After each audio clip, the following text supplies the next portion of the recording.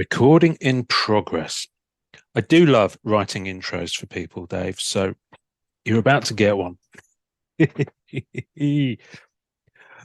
Oh, by the way, before I actually say anything, are you cool if I use the video for this on the YouTube as well? Yeah, that's fine. I Yeah, think I covered up anything sensitive in the background here, so yeah. all good. Yeah. All right, good, good, good. Hello, everybody. My name is Ian Taylor, and you are listening to the Marvel Card Collectors Podcast, your weekly digest of hobby goodness.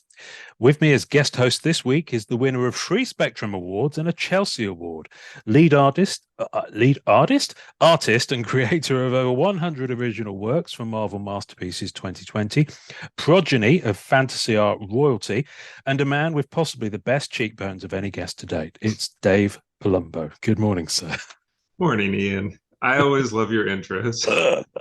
I enjoyed writing that one, especially. I was writing it just in the kitchen before we came on.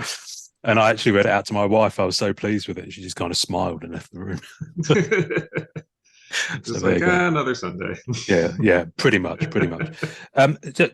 Tell me before we dive in, I did briefly Google what a Spectrum medal was, hmm like a fantasy art kind of hmm award. What's a Chelsea award?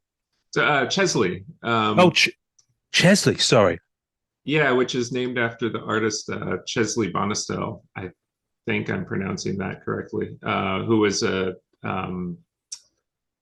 uh mid 20th century, I think, illustrator that did a lot of paintings of like outer space, like pretty cool, like paintings on from like the surface of alien planets and things like Hmm. that, in a kind of like very scientific way, Yeah. I would describe. And I don't know the full backstory of how the Chesleys came to be, but it is run by, oh, if I'd had a second to prepare this, I would have this No, information, sorry, but I'm just sorry. I like just digging it saw out of them my as I was brain. preparing. I'm gonna get the acronym wrong, but it's a like fantasy art uh, um, organization that has been doing this in partnership with Worldcon, I think. Okay. Gosh, it's been a minute. No problem. So it's not because there's the Hugo Awards, which is the book Yes, heard of award. those. That's Yeah. that's part of Worldcon for sure, and that's presented by like the Worldcon committee or something. And they do have like a best artist category as part of the Hugos. And Yeah. I believe the Chesleys were started as a kind of like companion award where instead of just like one generic best artist, it's like best, best hardcover illustration, best paperback Sure. illustration. Like it's very kind of like granular, Mm. but it's mostly publishing based. But I think, yeah, they also have like categories for like gaming art and product illustration and things like Okay. that. So Cool. yeah, Oh, I'll yeah. have to check that out. I'll have to check that out. You learn something new every day. Chances are I've probably seen some of this guy's work because I used to read loads of like the Oh magazines yeah, in yeah. I the mean, 70s and you 80s growing up. take a look. I think it'll at least look familiar, even if you don't spot Mm. like a specific piece you've seen. Mm. I think Yeah. just the vibe of it is something that you'll know. Yeah, and you mentioned Spectrum, which was an art annual, which don't know what's happening with right now. They Oh, got kind really? of put on hiatus during COVID, and Mm. they were supposed to come back like a year or so ago, and then that got put on hiatus. And Oh, I hope that uh, I hope that it comes back. But that was for many years like going. I think that goes back to like the late 90s, maybe. oh wow. Okay. And that was just kind of like a showcase. Both of these, like looking up Chesley nominees and also just looking at Spectrum, are great places if you're looking to find artists who work in like Mm. genre work, like Mm. broad cross section of really cool stuff. I tell you, my eyes got opened a little bit this week, and I know I've seen this guy's art. I just didn't know what he was called. Um, Joe Jusco posted about a week ago. I thought you were Uh, going to tell me, just like, this guy Joe Jusco. Yeah, it's Gotta check him just go. out. You might have heard of him. Yeah, go and have a look. He posted a picture by an artist whose work I've seen, but I didn't know his name.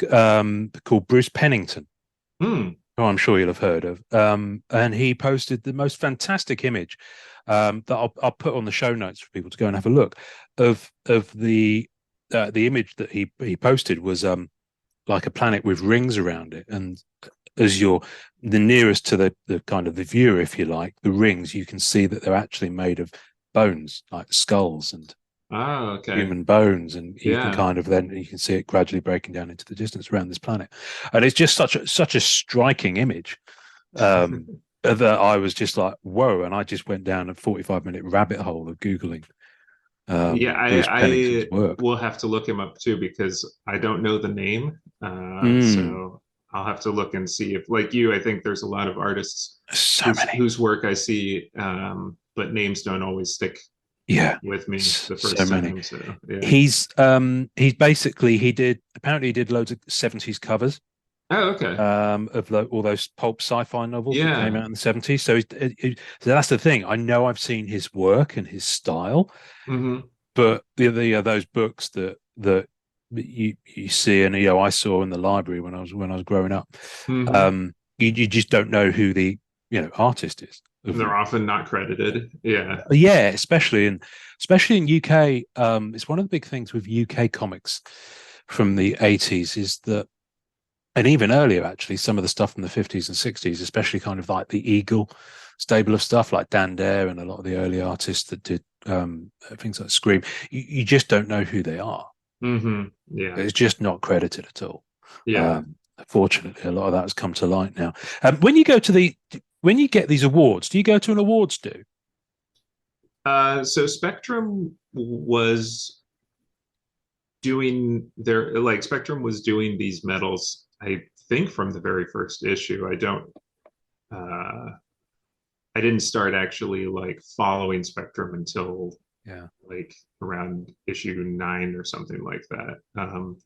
But the awards has always been like a thing that they would do, and it wasn't until they had their own live event that they had an award ceremony, and that gotcha. was also a little bit of a kind of like a briefly held thing. I think they did 4 of them Okay. in Kansas City, which is where the publishers were based.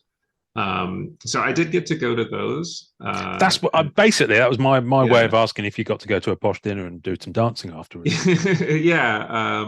I think that the first year that I won anything, they did not have an award. It was like the year before they did awards. And Gotcha. then Okay. I was fortunate to win an award at one of the award ceremonies that they did. The Chesleys, okay, wait. Is it Worldcon? The Chesleys?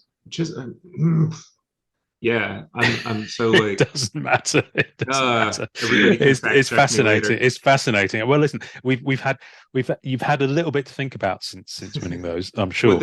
yeah, those they also do an awards presentation for those, but if I'm right that they happen generally at Worldcon, that's a convention that travels every year, Oh, and okay. I think they try to do every 1 year in the United States and then 1 year outside of the United States. Oh, okay. So it's a real random, like, it might be in a place that would be like really fun to visit, but it's not necessarily convenient to like pick up and go to Athens or Mm, something, And so they do an awards ceremony there, but a lot of the time the people receiving the awards can't be present gotcha. because it's um, you know, very far away from wherever Yeah, the yeah. Not artists are. necessarily practical to go, even though Yeah, yeah.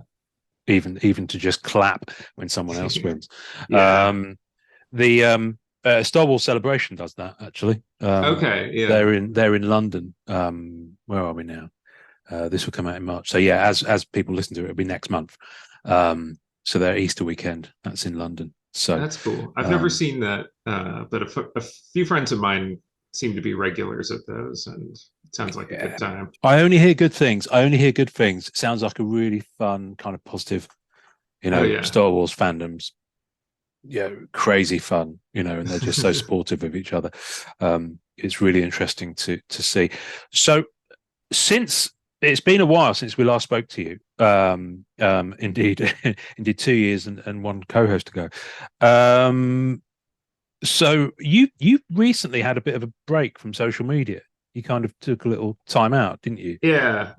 Well, from I'm still on Instagram, but I'm just as bad at uh, posting content as I ever Right. have been. So I do probably get on and at least like open up my Instagram Mm, every day, but I really haven't been very like actively present there. Facebook, I've been pretty much staying away from since maybe like late December, early January. I don't okay. remember exactly. Somewhere around New Yeah. Year's, I think. Yeah. It was, and honestly, it was just becoming too like distracting and upsetting to just, uh, which is a weird thing to say because it's been distracting and upsetting for many years now. Yeah. Um, but it reached a point with all of the AI talk Mm, where it was just inescapable, specifically like my feed, the people who I connect with, and the people who generally I want to be like kind of having conversations with on yeah. there. It was just the only thing that anybody would talk about. And I still, when I, every once in a while, I might like poke my head in or like I have to open it up if I'm on my desktop and I want to reply to Yeah. someone's message or something. And it'll be like the first thing that comes up still is just the same thing. I'm just like, Oh, nope, I just can't spend my day like, you know, just feeding the anxiety loop of that whole thing. So yeah. There's been so much I've seen so many people posting about it. But the thing is mhm. with Facebook is that it sees this is what Facebook does. It sees you interact with a certain type of content and it serves you more of the same. And I think Instagram like too. that's when I say that's been the case for years. I mean, of course, there's been increasingly like uh, a lot of upsetting events, over and polarizing events Yep. over the past number of years. And at a certain point, I learned how to not engage with pointless conversations, especially with people that I've never even met, and try to just keep it to like keeping up with the people that I do know, or Mm, just moving past that stuff. This one, I guess, it hits so close to home with so many yeah. people that I Yeah. know, and raises concerns of real like instability in our industry that even the people who uh, I like to just kind of like keep up with and see what they're up to. It's the only thing on their mind, and that's Yeah. the Yeah. Yeah. place where everyone goes to, you know, vent. And Yeah. so, And hang out. Yeah. yeah, Well, yeah, hang out until they start venting because sooner or later you'll get triggered. Um, that's uh, what th- I found myself like doing the thing. I found yeah. myself having a pretty like heavy, emotionally heavy conversation with a person who I've never met before who just seemed determined to, you know, be right without being accurate. Yeah. and Yeah. Yeah. and at the end of the day, I was just like, I feel horrible.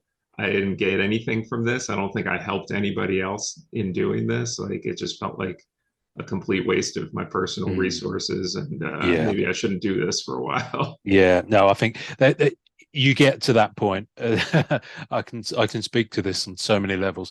You get to that point where it just reaches an inflection point where you Hmm. just need to step away and Hmm. just not be in that space, um, because there's a certain amount of last wordism Hmm. that Yeah. seems to be rife on the internet, but especially Facebook. Facebook becomes a lens for it, and Twitter's just as bad, I think.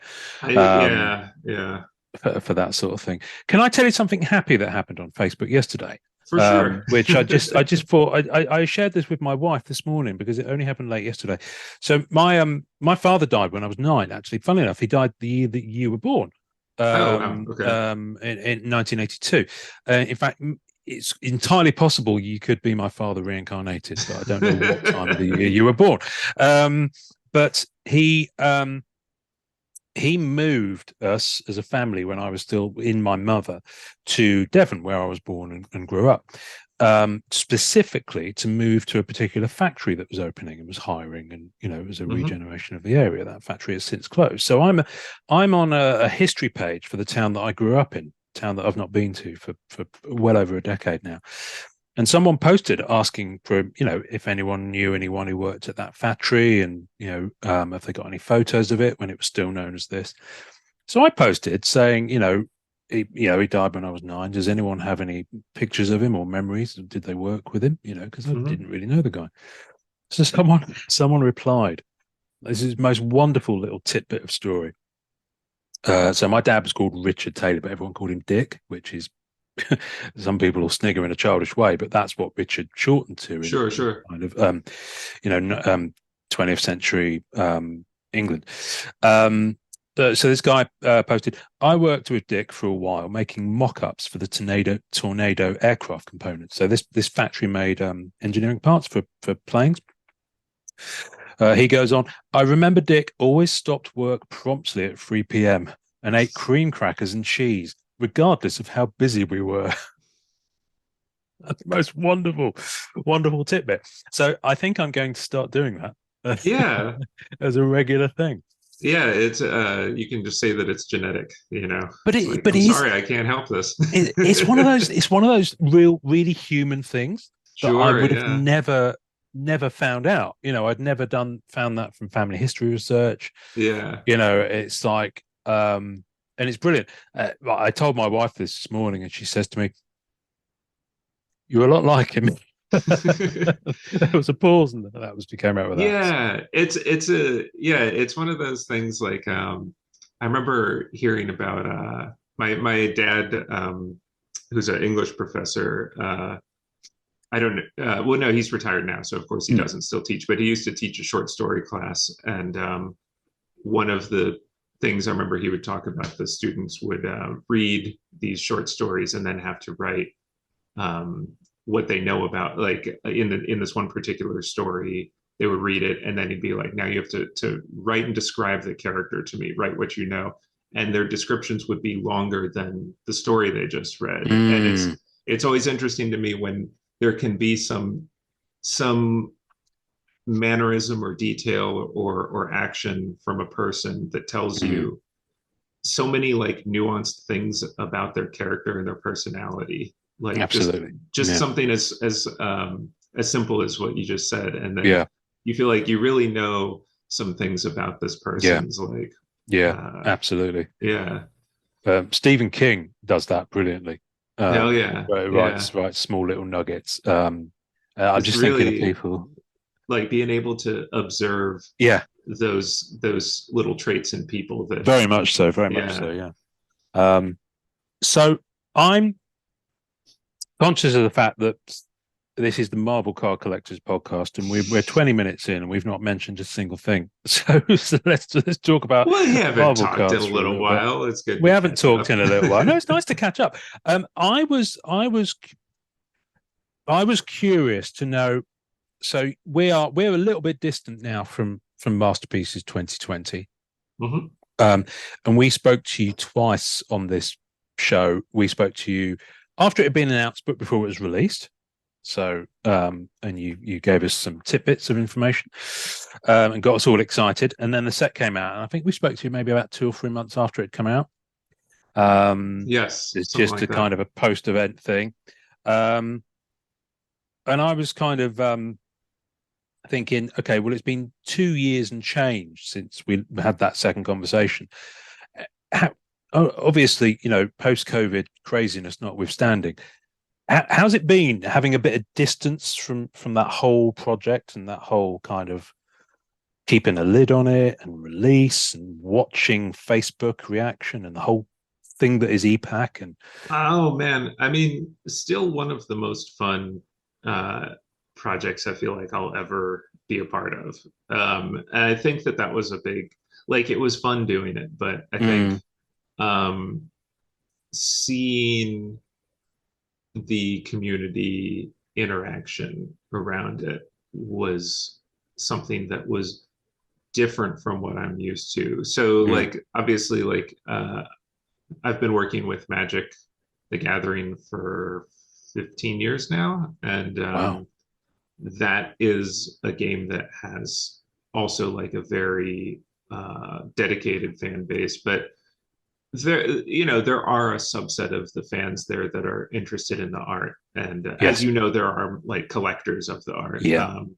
But you know, it's like the online discussion is mostly the game, and so and even then, the people who are interested in the art, I'm one small piece of a enormously complicated tapestry Mm, of tens of thousands of pieces of art that have been made for that game over the years. wow.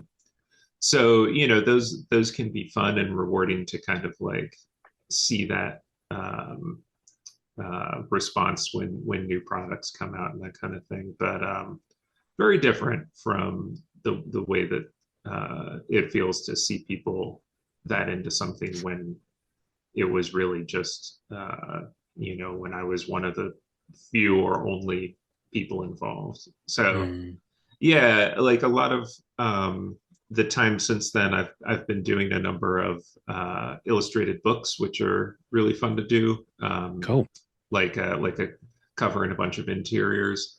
And I know when those come out, especially like depending on the book, there will be people who are really excited about it, but it goes away pretty quickly, you know, and then it's on to the next thing. So that's with the Marvel cards. So like every once in a while when I do like pop back on Facebook and I see like people are still like trading cards with each other and that kind of thing, and it's like Mm, this is really nice to see that yeah. it's Yeah. something that people are still enjoying and engaged with, you know. Yeah.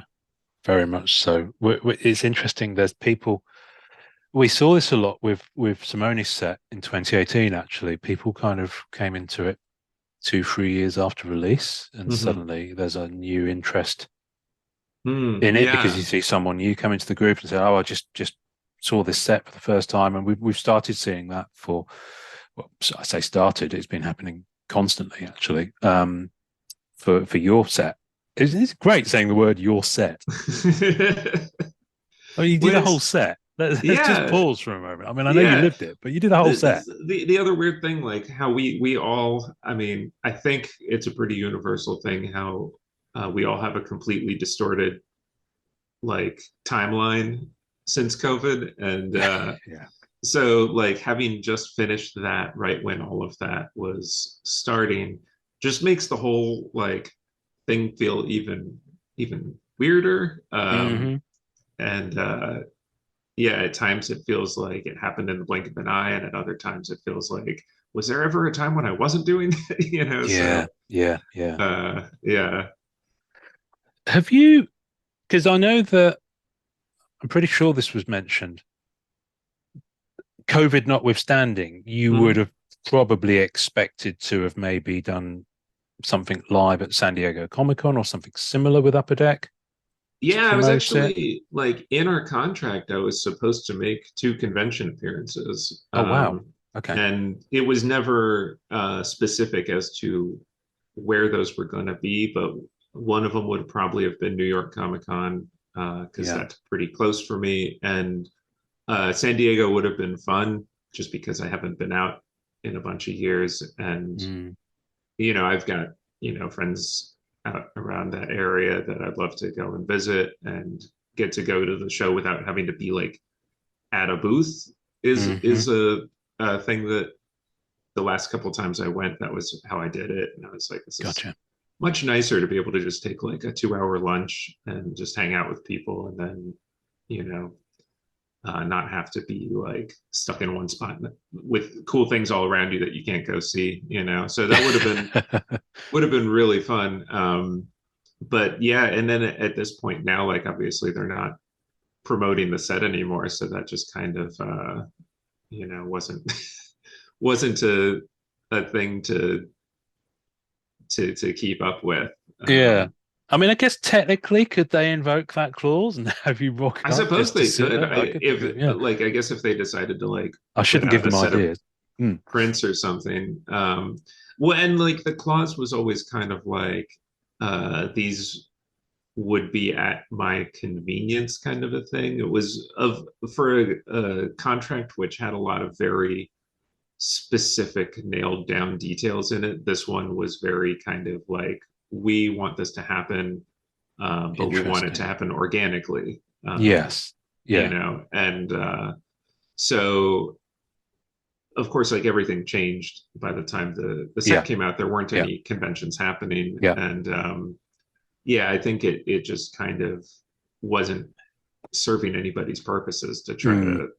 to. Uh, I think they did put out that set of limited edition prints, They did. They and did. we were talking about like possibly Do I me have being those? out for that. Do I have those? He says, looking over here. I don't I think I can't do. remember. I can't Do I? remember if it just that I know they schedules came didn't out. line up. Yeah, yeah. I know they Oh, they came out. definitely did. Yeah. This is so. Oh my goodness me! This is so. This you can't see it, but there's a whole stack of comic boxes here, Oh, and there's stuff piled up on top of it. And this is my. I bought this when I was in the States because it's you oh can't get them yeah. over here. It's the largest one they do. It's 18 by 24, Wow. and Upper Okay. Deck's gallery prints are all this size. Yeah. So, so in here, do I have? Do I have? No, I've got Fred Ian's lithograph. Oh, there's a beast. Look at that. Oh yeah. That That's lithograph is I'm yeah, having trouble yeah. holding it up. You have to you have to excuse me. I haven't done quite enough uh shoulder day at the gym for that. Is he doing a new set of those? He is actually, but what have I got? No, it's the Simone one I've got. So there was a Simone um Oh yeah. Mm-hmm. 2018. Mm-hmm. So I Yeah. don't have your version of that, but it was very similar. Yeah, Um, yeah. I think and that there was some conversation about yeah. trying to do something one of those, but then yeah, I can't remember if Oh, it was either that the convention ended up doing a online only thing. Like I don't remember if it was because of COVID stuff or if it was just that I didn't happen to be able to get out to the particular show that they yeah, in any yeah. case. It's I all a mean, bit crazy. honestly, I think that probably what happened was that they were going to be having those at San Diego and they That's asked right. if I wanted to come out for it. And I was at a point where I still just was like, I don't know how much I feel okay about like being on an airplane or something, you know? Mm, And like it really took me a while to feel okay about traveling again, which yeah, that it might have just been that. I don't remember. yeah. Have you started to kind of get out and do? Because I don't know. Did you used to do many kind of shows or cons before COVID? Was that a regular thing on your? And I mean, knowing how many shows some people do, I don't say that I ever did that many. I think at the most there might have been a couple years where I was doing like 4 or 5 shows in a year. Okay. Uh, and that's, like not, there are people who are out there like every weekend Yeah. in a different Do town. the circuit. Yeah. Yeah, and even the folks like there's a couple of like there's San Diego, there's New York, Yep. Dragon Con, Gen Con, uh, there's like these handful of kind of staples that are big in the Mm, specifically like for comics, I think. And well, Gen Con is gaming, but I never really was a regular at any of those except for San Diego. mm, And um, now the only one that is a regular for me is IlluxCon, which is a very small show that people generally aren't aware of unless they're really into collecting the art. And gotcha. that's a show that is pretty local to me, but people come from, like artists come from Australia, Europe, all over South Wow. America. And I think the number has grown at this point. It might be a couple hundred artists altogether, but that Oh, said, wow. it's like a fairly small show. And Yeah. the people who come out, it's only traditional media artists, and it was started by collectors who um, were sick of San Diego Comic Con kind of like marginalizing the art in favor of the big uh, corporate booths and stuff Yeah. like Yeah. that, Yeah. and they were Yeah. basically like, it would be so great to go to San Diego Comic Con and see the art. If we didn't have to deal with San Diego Comic Con in the process. And so they decided to start this small convention in Altoona, Pennsylvania. That was, I think, the first year they did it, it was like 50 artists, and it was just like this weekend long, like maybe a couple hundred collectors showed up, and everybody just kind of hung out at the convention floor, which was like small enough that it was really intimate. And Yeah. but then it was in Altoona, Pennsylvania, so there was really not much that anybody was doing after the show. So then everybody went to like the same restaurant, and then everybody went back to the same hotel, Nice. and it was like a real bonding experience, I think, for like collectors and students and artists all Oh, that's together. cool. And then they just, at this point, I don't know how many years they've been doing that now. Probably around like 14, 15 years, maybe. Okay. And now it's moved to Reading, Pennsylvania, and yeah, it's gotten bigger. It's in a larger space, but they've maintained that kind of like intimacy. So Good. yeah, so that's the one, like, for a combination of things. One, it's local to me, so it's real easy for me to go. Two, the people who run it are fantastic, and they really Mm. like treat everybody very well. Like, it's there are a lot of shows where the artists are vendors, and they're just one of the many um, financial interests of the Yeah. show. And this show, like, I guess technically it's the same kind of thing where you're like paying for your booth space and everything, but the people who run it like really know everybody and care about That's everybody. cool. So it's just got a different energy to it, and Mm. it's that's my can't miss show. Whatever else is going on, like, that's the one that I'll be going out to. So Nice. Nice. yeah, I do really think I probably should get finally like go see Gen Con and get back out to some of these others. But for now, that's the one that I'm definitely always going to be at. Mm. Do you have you had it happen yet where you've had people start to present Masterpieces 20 cards to you for signing at the Um, shows? Because I imagine it will I happen if it hasn't. Yeah, I feel like that happened kind of like right away, but it would have Oh, been like through the mail, because oh, when it came okay. out, like, there weren't any shows Right. going on. And because I think that the first time somebody like sent me some cards, I might have signed like one person's cards in a silver pen without thinking about the silver signature Yeah, of series. course. Yeah, yeah. And then some people like pointed that out, like, obviously it's still on the reverse of the card. It's still not one of the It's a very different thing. Yeah. limited of 10, but so then after that, I have signed cards for people here and there, but I'm always making a point, if it's one of the base cards, that it would be in something that's not silver. uh, Yeah. but yeah, and there's a guy who handles all of the signing for Magic cards that I do, Oh, and okay. so if anybody ever asks, I generally like point them towards him and the way that he That's does it. cool. He manages this for like dozens of artists. I don't know, like many people, and Mm. he just kind of like gathers. Uh, people send their stuff to him, and then periodically throughout the year, like, two, three, four times a year, depending on how in demand the signatures for a person are. you'll just get a box in the mail with a bunch of individually like enveloped cards to sign for everybody, and he's just kind of, because otherwise, like, I can't keep track of Yeah. Yeah. returning things to people in a timely way, or remembering Oh, like yeah. who I never want to like lose anybody's cards, and I never want to like mistreat anybody's cards, and Mm, so mm, yeah, it really was difficult for me to just kind of be on top of that yeah. without having someone else involved. So yeah, I think I've seen him post in one of the groups yeah, back Mark back. Aronowitz is his Yeah, name. yeah, that's Yeah. it. Yeah.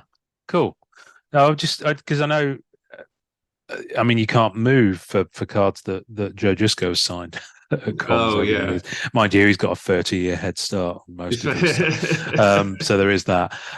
Plus, of course, they printed a heck of a lot more of those Oh uh, yeah, yeah. than your set. I do wish Um, I know it's great for the collectors who are like really serious about it, like chasing the different rainbows and everything. But I do miss that card sets used to come out in such a available way like that. yeah, Like, yeah. yeah. It's something I wish that they would do with the premium, because I genuinely don't think it would dilute the original premium release. So Hmm. 2016, 2018, 2020, and 20 whenever the next one will be. Um, is I would love it if they would release just a thin stock Yeah, version of that, just that'd be for really general cool. distribution, Yeah. just Or for that market, yeah, if you like. yeah. Yeah. And it would be something distinctly different. Like you couldn't possibly confuse the two. No, Yeah. no. I mean, you could do it in a number of different ways. I mean, the main thing from my point of view, and this is kind of, I don't want to prejudge it too much, but there's a new set about to come out that has original artwork, and the first one for a little while actually, um, where I have a concern over how much the original artwork will be visible over the design of the card. Mm. It's one of the good things about the certainly the base cards on Masterpieces 16, 18, and 20 is that although it had bordering, Hmm. you could appreciate and see, What is you could appreciate and is the see the new art. set coming out? Yes. There we are. Is the new set that's coming out something that is not publicly No, announced it yet? is. It is. I just didn't want to know. It's Fleer Ultra Avengers, and it's due imminently. Okay, Um, because I have done some pieces for upcoming sets, and I don't know if that might be one of them. I hope so. do you mean sketch pieces or original art pieces? No, no, like inset pieces, like Oh wow. printed pieces. Yeah. Oh wow. Okay. Well, this is news. This is news. This is exclusive. This is a podcast exclusive. Yeah, I Um, think it's okay for me to say that much. I well, I can't think you say can say like that what much. I've worked on, Yeah. and part of the reason I can't is because I actually don't know what the names of the sets are going to be. Fair enough. I remember doing some work for them, but I've Well, got no it's idea. like they're they're like, do you want to do some cards? I'm like, yes. And they're like, here's some characters. Which ones do you want? I'm like, I'll take these, and that's what I know, But So I'm very excited. But I I'm now glad to know. I don't want to put words in your mouth. And so I'm going to say this, and you don't Mm, have to nod or confirm or anything like that. And that's going to be the case for something else I'm going to ask in a minute. Um, but I know that you're not on Fleer Ultra Avengers because okay, the checklist has been released, and we know who okay. is. It's going to be Tom Fleming's on there. Tom Morgan's got an insert set in that. Eric Gist Oh, is in nice. that set. Always love to Eric's see his stuff. work Yeah. is just. I've been meaning to have him back on here for a little while. He's such a lovely guy. But Have you his been work, following his covers? yeah. Oh, good grief! Yeah. I follow him on every channel possible because I just can't get enough of them. Yeah. Um, and he just posted. Was it a Mandalorian one? Yes. Yeah. Yes, that's the one. That's the one. That's a good one. And yeah, that's it. It was Yes. the Marshall Yeah. from Series 2 and Series 2.5, or Book of Boba Fett, as everyone else calls it. Um, In fact, I'm going to get that. I'm going to get it up right now on my screen so that I can look at it because I want to remember the character's name. The character's name is Cobb Vanth. That's it. The Marshal. Oh, it's just Oh, such a lovely. Is it this one? This is the one we're talking yes, about. yeah, Yeah. yeah, yeah, Yeah, yeah. that one. Yeah. So I didn't you said that's from the second season of the show? Yeah, series two, I think he was it. Am I remembering right? No, I I don't think it know. was. It was I yes, it was did the not beginning of series two. I did Mm. not keep up with those. I don't have Disney Plus. So Oh right, okay. I'd seen I think most of the first season on someone else's account. Right. But yeah, but amazing piece. I mean, they are. They are I mean, they're just. I mean, Yeah. you've seen them. I mean, folks. I mean, go. I'm more than happy to pimp Eric's feed on a episode with you. But go and check out Eric at e.m.gist on Instagram because he's done some bloody good stuff. But I can't remember what we are talking about before I mentioned Eric. Yeah, no. So Fleer Ultra Avengers, because when we spoke to Eric back in the day, he said pretty much the same as you.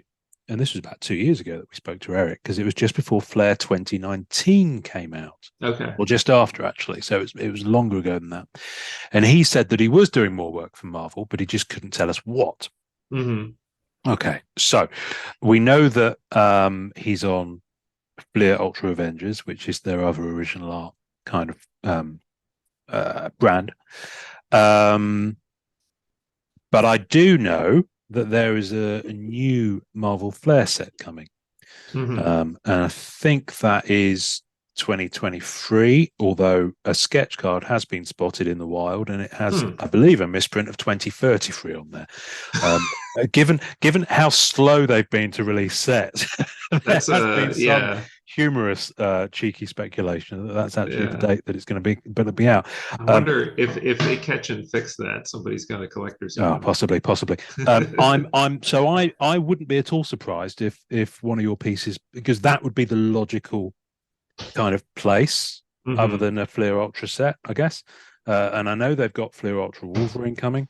Hmm. They've got Fleer Ultra Fantastic Four, I think, in the works. And we know Oh, that Fleer Ultra Midnight Suns is coming as well. okay.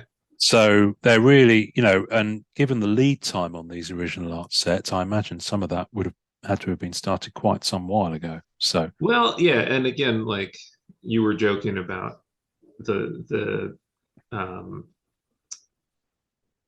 the weight that we have for some of mm, these. mm, I have no idea like how any of that works or when to expect any of no, this stuff. But I do know there's like stuff that has been finished a long time now and should have mm, been released, and so I'm just hoping that they get everything kind of like, I don't know if it's supply issues, and I don't know, maybe they like try to stagger the releases with so much time in between and everything yeah, just got pushed back a year. I But think a year and plus. I mean, Marvel Premiere 2021 hasn't come out yet. mhm. So, but I think from the conversations we've had with them, and bearing in mind we haven't actually spoken to them for 6 months plus now, um, the the gist of it we got was that there were all sorts of issues with supply chain for Mhm. the actual materials, regardless of time on press that they need to actually get the sets done by. Mhm. Because if they miss that slot, then there'll be a massive Panini set or a massive hockey set or a football set that will be on that Right. press for 12 weeks. And there's only a certain number of these establishments that can create the cards to a Yeah, high enough yeah, quality.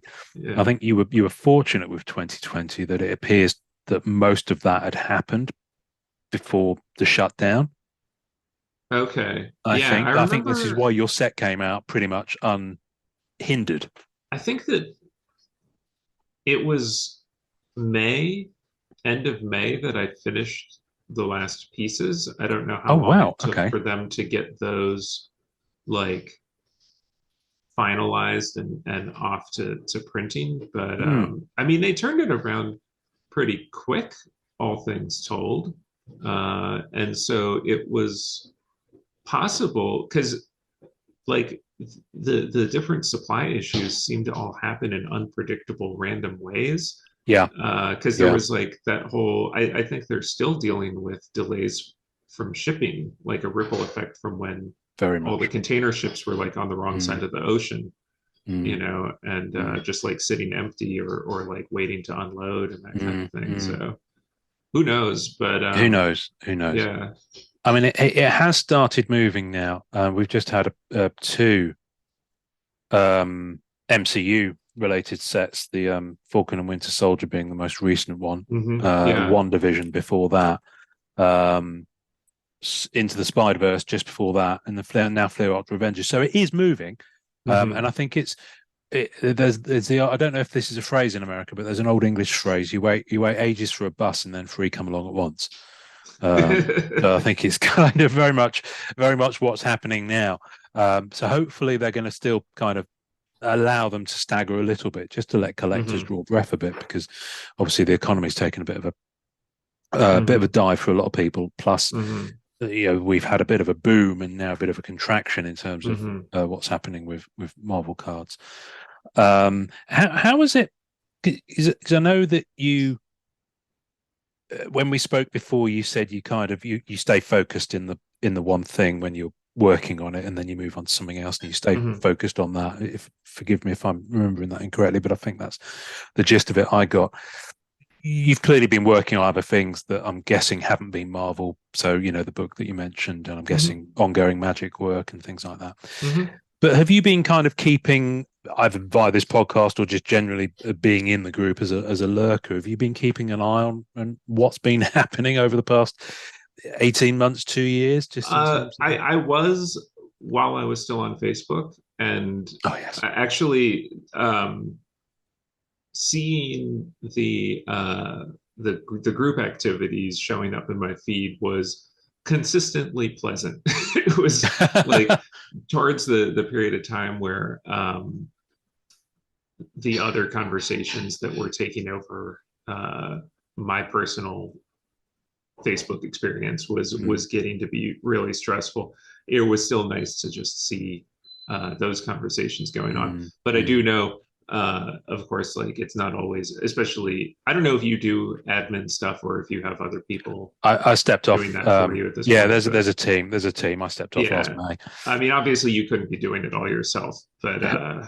but doing it at all, I'm sure that y'all are dealing with all kinds of putting out fires that we might only have a limited awareness of, and Mm, so yeah. there's always group drama, I'm sure. Yeah, listen. There's always drama on the internet. There's a famous insurance company in the UK that used to have a slogan, um, "Why turn um, a drama into a crisis?" or something like that. I think I might have got that slightly wrong, but the gist of it is the same. And that's the thing. It becomes a big thing, because there's a certain amount of popcorn hmm bait that people have with stuff like that, and they just love seeing something turn hmm into a bit of a dumpster fire on Facebook. It becomes a bit of a sport in and of itself. People are there ready with the memes of Michael Jackson mm, having the popcorn when he's sure, watching yeah. Thriller. But no, generally it's been fairly positive. No, the one it's possibly the most memorable thing, and I've seen other people use this very soon afterwards, but I'm absolutely certain that you were the first person to post the real PMGs are the friends you make along the way. So I give you credit for that, because I'm pretty certain that's yours. Because that brightened a particularly a stressful period for a lot of people when the hobby was going through some changes, Right. COVID Well, induced changes and that everything. was like watching that stuff also was interesting for me because that had nothing to do with, like, I had to learn what PMGs were, Hmm. um and so that was very like fascinating as an observer, Yes, with truly like no connection or stake no in skin in the game. any of it. Mm. Yeah, and I could really also see where I could see a lot of the frustration, but I could also see, yeah, it was definitely like not always uh, a real binary like right and wrong situation. There was so much room for just human error in Yeah, miscommunications and that kind of thing. And yeah, yeah. yeah. I mean, that's one of the worst aspects, I think, with social media and with remoteness, just generally Mm-hmm. with people, is that communication is often the one thing that can solve so many problems, but it's the one thing that kind of it misses. What and I can see also like, anytime that there's real money involved, Mhm. which there definitely was in a lot of those discussions, and people, I think there's a concern about being taken advantage of or seeing someone take advantage of someone else, people feeling like that they got a bad deal, even if Mm, they maybe got exactly what they wanted, but then later, it's yeah, yeah, it definitely, um, I feel like it could be a very emotional thing to try to it, it it manage. it got yeah, it certainly got that way. I mean, it's difficult. One of the interesting things I found with it is that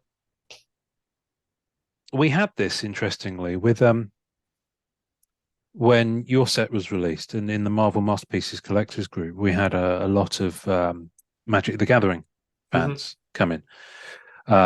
And very interesting bunch, very lively bunch, very different bunch to the Marvel collectors, as you alluded to in some ways.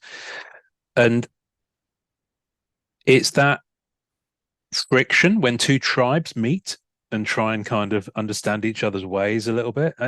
It's the only thing I think of is when when the Enterprise is going around and it goes to another planet and they've got to understand like the local culture, and Kirk always ends up seeing one of the ladies of that new alien species in bed. But no, I don't think anything quite that extensive happened. But it was interesting seeing where the frictions were. There were a lot of Right. bondings, but there was also frictions. And I guess you saw a similar thing with the people who are genuinely less about the collecting and more about the investing and moving cards from A to B and using it as a product Mm-hmm. to step up. So that kind of crowd, who I think are pretty much normal within the sports world, but seeing Mm-hmm. them come into the Marvel space, Mm-hmm. and they've kind of moved on a bit to Star Wars now, was also very interesting because there was that friction. Mm-hmm. And Which I so think, I mean, it's funny that just maybe a week ago, I had dinner with a collector who's a magic collector, or at least I think maybe he collects lots of things, but that's how I yeah, know him. And we were talking about this, and I thought that it was interesting because like I know a lot of those people from that prior, yeah, and to me it kind of seemed like you've got these two groups of people where it was almost like two cliques, and everybody knows each other in this yeah, group and everybody knows each other in this group, and then there's some clashing when the mm, two meet because you know they've already got their own internal politics and yeah, dynamics sorted out or at least understood. mm, And then when everybody comes together, it's a little bit chaotic, I guess, mm, mm, as mm, everybody's trying to kind of like, I think also just like you mentioned, getting to understand that there are some just subtly, in some cases, different approaches to collecting. yeah, Well, one of the things that this collector and I were talking about was also just the idea of the reselling of pieces, which I know in group you have certain policies about uh, kind of like trying to, I guess, like draw the line between like a natural evolution of your collection versus people who are investment flipping and that kind of a thing, trying to discourage that second thing. And that, yeah, for a group of people coming in who are not part of that can be kind of like jarring and almost arbitrary seeming set of Yeah. restrictions, Yeah. Mm. and like for me as the artist, when I'm selling work, when I'm setting my price and putting work out there or selling things at an auction or something like that, I generally feel like the person who walks away with it, it's theirs to do with what they want to. Mm. And in a lot of ways, like having that active resale market uh, is good for everybody, Mm. as far Mm. as I'm concerned, because it proves the value. People feel good Yeah. about Yeah. Yeah. um, what they've spent on. I mean, we all collect something, and Yeah. the things that I collect, it's good to know that if I had an emergency and I needed to raise some money, that the value is there to Mm. put that work up for sale. Which is also the other thing with people selling art is I never question it because I don't know their circumstances, Yeah. Yeah. what Yeah. might be behind it. But then there are like that guy who bought like a whole bunch of my prelims and then was trying to sell them the same night that he bought them. Within Where it's like 20 minutes of the transaction yeah. having gone So it's through. like Yeah. I guess for everybody there is like There's a an line extreme. that feels Yeah. like, Mm. well, okay, I'm not, you know, this feels like you're pushing things. Yeah. Yeah.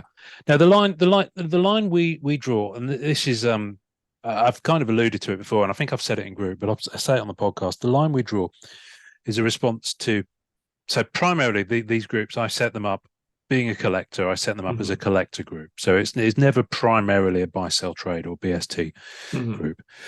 Investing was never really a thing in Marvel cards until very recently. And we were very blessed, especially in MMC, which was the one that kind of took off first, because Just Go, DeVries, your mother, Nelson, number of other cool cats who've worked on the original sets, joined pretty much on day one. And were very supportive and, interacting with collectors and very appreciative, I think, that the cards were still kind of, loved and thought of. Mhm. And Joe found some prelims, so pencils, I guess, if you Mhm. like, from his 2016 um, set. And he chose to put them on sale just in MMC. Mhm. Uh, what would be considered to be this is a subjective term, but I'm going to use it, a fair price. Not that he was happy with receiving. Mhm. And one person who was in the group who snapped them up, like snapped up a lot of them, Mhm. and immediately was flipping them at Yeah. 4, 5, 10x in some cases. Yeah. Um, it that's kind of the root of that, and so we felt like, I certainly felt, knowing myself with the like main admins for the first 2 years, I guess, and then we Mhm. brought on other people. We just felt that it was just a bit distasteful. So that's kind of Mhm. where the root of that was coming. Is if someone, the groups are intended to be a community first and foremost, and Sure. that's the ethos. And there's a point at which you can only kind of fight that fight for so long. And I was on point for about 4 years. I mean, I had other moderators and admins on from kind of years 2 onwards, but there's a point at which you kind of have to step off for your well-being. So I did it for 4 years. So obviously, the hobby's changed since then, but the ethos remains the same. That if someone's selling something to the community, what's considered to be, okay, yeah, I could make 200 quid more for this on eBay, possibly. Mhm. Who knows? Mhm. Who knows? Because Mhm. it's original art, a lot of this stuff, and it's mainly original art that we're talking about. So it's sketch cards and original art, be it finished piece or be it a prince or prelim or whatever it is. Right. And we were kind of like, look, if someone is in the group, to get those at group friendly prices, and I've got my fingers in the air for those listening, specifically to then go and flip them, Mhm. then my perspective is that you're denying another collector a chance to own them. So that's the kind of Yeah. at that price, and Well, I and guess I think that's where it goes. Where they're where not they're we not technically denying that because they are intending to sell it again. They're just uh parasitic. I Yeah, don't well, know. that's Yeah, one of the words. That's one of the words. Yeah, yeah, it's making it a worse yeah, experience for I the, think so. yeah. And I think, listen, and I know that there are people who disagree with that. That's absolutely cool in the game. Free world, you can have whatever opinions you want. Um, we we don't generally listen. We can't spot if it's a printed card unless it's a really limited serial number thing that Hmm. someone buys it and then flips it. And to be honest with you, that's not really something that because that happens. And I'm not really about, I'm not so anti flipping that I don't want people to do that. It's Hmm. just in the cases of sketches and original art, especially with we had it with Masterpieces 2020. There was a particularly hot sketch artist that was on that Hmm. set by the name of Dave Palumbo. You might have heard of him. No, not you. Um, who was and a collector had opened it, and I think it was one of the Magic guys. And so they obviously didn't know, Mm. this artist's pedigree or attraction, and they put it up for 300. Hmm. Someone snapped it up straight away and had it on his eBay account at 900 within 10 days. Yeah. Do you see what I mean? That's the Yeah. kind of thing that we're like, and we don't. No one's got time to be tracking what people sell and then what happens on eBay. But Hmm. and it doesn't happen that often, fortunately enough. But it's Yeah. only really in terms of the sketches and original art that we kind of take a view on it, and it's all down to that incident with that happened with Joe about Yeah. 4 years ago. Yeah. So which It's a is tough needle to thread. it Like, I is a tough need. Yeah. definitely, yeah, yeah. I Um, definitely can see merit on either side yeah. of Yeah. the Definitely. argument, Definitely. and finding Um, that middle ground is an unenviable task. it's an unenviable task. And also I've said this before. I think it's a cultural thing to a degree as well. Mm, I think there's definitely an American sensibility about um, uh, stepping up in acquisition and investment and selling and things like that. There's definitely a very commercially driven hmm. um, mindset that's very kind of a cultural thing, I guess. Um, and I think that's possibly slightly missing in the English genome. I mean, I guess I So couldn't speak to that, but I do think it's interesting in my experience that there are the forever collectors and there are the kind of forever seekers, mm, and um, I'm a person that when if there's something I like and I want to own, it tends to be difficult for me to choose to let go of it. yeah, Um, and so, I mean, the thing that I'm probably most like actively a collector of, and I don't like being a collector of it because I don't think it's this type of thing that should be collected, is cameras. And mm, but it's a tool. It's an object that's meant to serve a purpose, and so owning more than you can use just because you like having them to look at feels uncomfortable to me on a certain level. So in that respect, I feel like I want to figure out what are the ones that I use the most, and then let the others go to homes where they will see use. And then the other side of me is like, these aren't getting any younger. This one was serviced by a tech who really knows what he's doing. If I sell it, I might never find another one like it. And so yeah, with artwork, um, artwork is a slightly different type of thing, being as it doesn't yeah, serve that same utility, but it's all the more so unique in and when you have a piece, especially if it's a piece that it's a character that you love, or it's yeah, just there's something about this piece that really like stands out from this artist's work. That feeling, because I do have some art that I've collected over the years, and I can't see myself letting it go mm, unless I had some kind of real falling out with the creator or something like that happened where I was yeah, like, I have emotionally distanced myself from this piece that I don't want it up in my house anymore. yeah, But then there's the other people who they love the chase. And I know a lot of collectors like that. And they have a limited amount of space to hang things and they have a limited amount of resources to, mm, God bless all the collectors who seem to have unlimited resources, but most of us, have yeah, to kind of um, work within our means, and I think that the I don't understand that in a personal way, but I've met enough people who just like to kind of like always be on the Mm, lookout and always be like trading pieces in and out, that I do at least appreciate, for a lot of them, like that's where it's coming from. yeah, yeah, It's kind of, I guess, like the reality of there's only so much means I have to work with, um, butting up against the reality of there's so many shiny things out there in the world. And yeah, yeah. yeah. It's that constant. I kind of think of it like a lazy Susan. Hmm. You turn around on a table. You've only got so much room on that. So before you put something else on, you have to take something off. Hmm. Yeah. So and that's kind of the way I think of it. I mean, I think I mentioned it briefly. I'm in the middle. I'm surrounded by customs forms and airmail stickers, because I've just started selling a large proportion, in fact, over 50% of my Black Cat sketch cards. I saw the Instagram announcement Yeah, that you had about this. yeah. Yeah.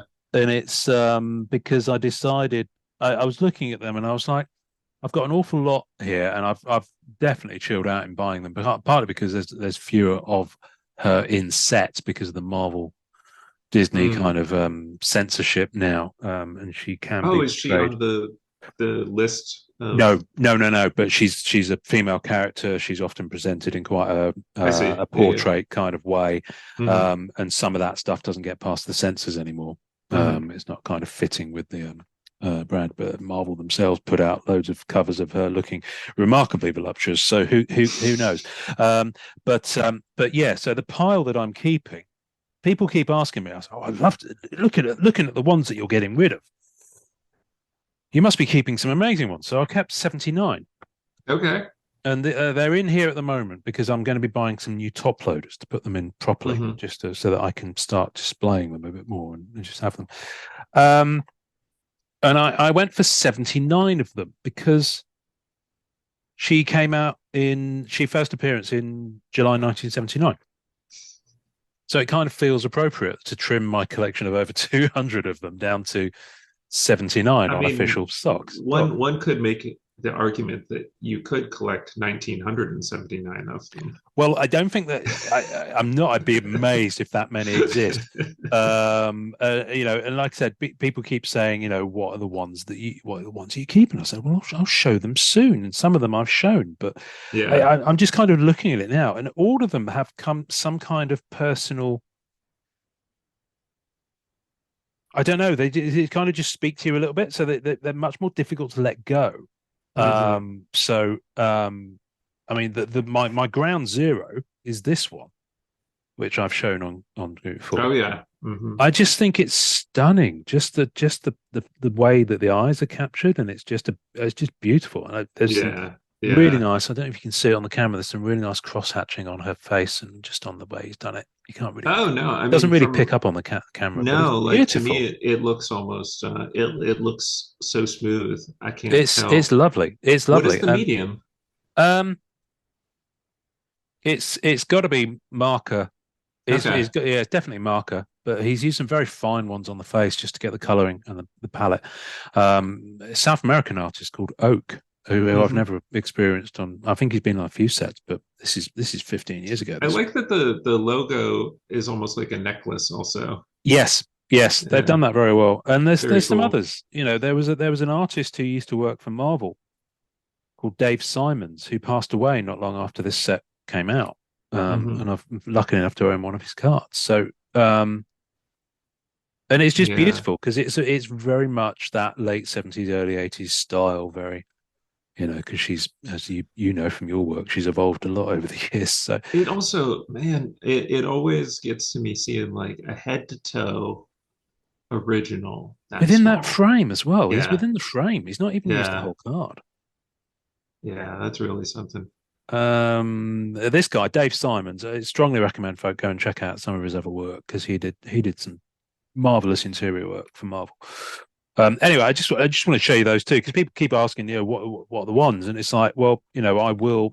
There's a whole load of content in here, 79 of them, in fact, plus the a few PSCs and a few cards that were gifted to me that I can never part with. Now, this is again one of these things that I know you said to me on text, and I'm not going to put you on the spot too much. Mm-hmm. And this is something where you might have to just nod or shake your head. So yes or no answers are fine. You know who the next artist is on Marvel Masterpieces, don't you, Dave? Yes. Okay. And you cannot tell me this, can you, Dave? I don't think so. No. I mean, I'm assuming that it's still it's not been public, released. so, It's not been released. I am now messing with you. Do you know? I do not know. Okay. And I know our listeners are jonesing for it. I think after the, and this is no one's fault. It's just the way that the internet is, and people went on a bit of a detective hunt. People kind of managed to find out it was you before it was officially announced. But they've been very careful with this one. I am surprised that because, like you say, like people are real good at cracking the like. I think it might have. I don't know if it was a Magic collector that figured me out. I don't know how anybody could have looked at my signature and figured it out unless they recognized it from something else. Which probably would have been a Magic card. But yeah, it's always amazed me with the way that people are able to put the slightest of clues together. So with this one, obviously, like we still don't know when that set's coming out, and it's frustrating to be waiting to see it. So, well, it's frustrating for us to be waiting to see it. But what have you seen any of the artwork? I have. And will it blow our minds? I'm excited. Like I didn't really get to see it in great detail, and I'm excited to get to see it better. So yeah. Okay, I'm going to stop asking you questions now because I'm sure you're probably squirming in your seat there. And we know Joe has seen some of the pieces as well because he told us as much. So whoever the lucky person or persons is who's been having that gig, I'm sure it would be worth waiting for. It was. I mean, I knew knowing who the artist was that it was going to be exciting to see the pieces, and then those that I saw, I think I was like, this is even above my expectations. So definitely looking forward to, and I'm really excited just to see the reactions to them when they come out, because I know people are going to be.